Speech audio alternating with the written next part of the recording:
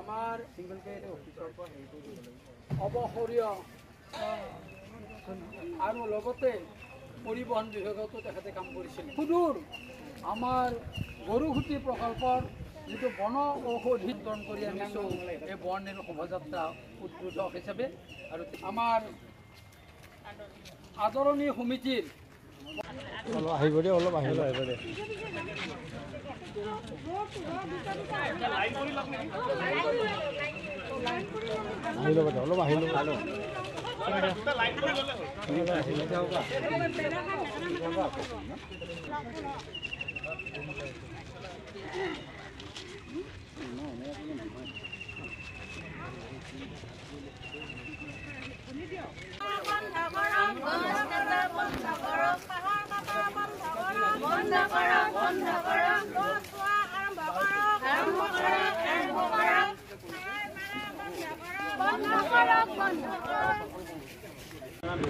আজি বিশ্ব পক্ষী দিৱস মানে 1বিংশ দিৱস আমি পাতি আহিছোঁ 3 জুলাই তাৰিখে।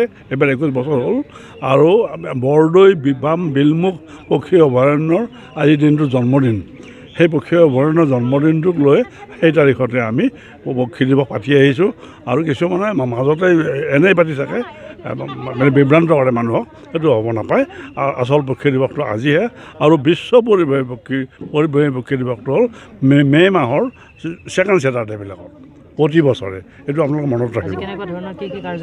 আজিৰ কাৰ্যসূচীটো পতাকা উত্তোলন, বন্তি প্ৰজ্বলন, স্মৃতি তৰ্পণ, চৰাই খাদ্য বিতৰণ আৰু গছপুলি ৰোপণ, স্মৃতিগ্ৰন্থ উন্মোচন। এই চৰাইবিধৰ নামত স্মৃতিগ্ৰন্থ ওলাইছে।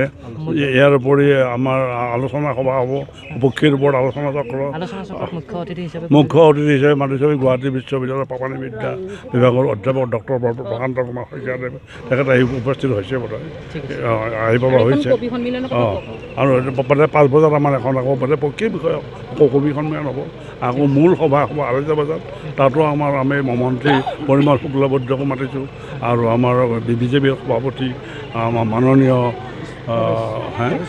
ভৱেশ কলিতা তেখেতে আহিম বুলি কৈছে।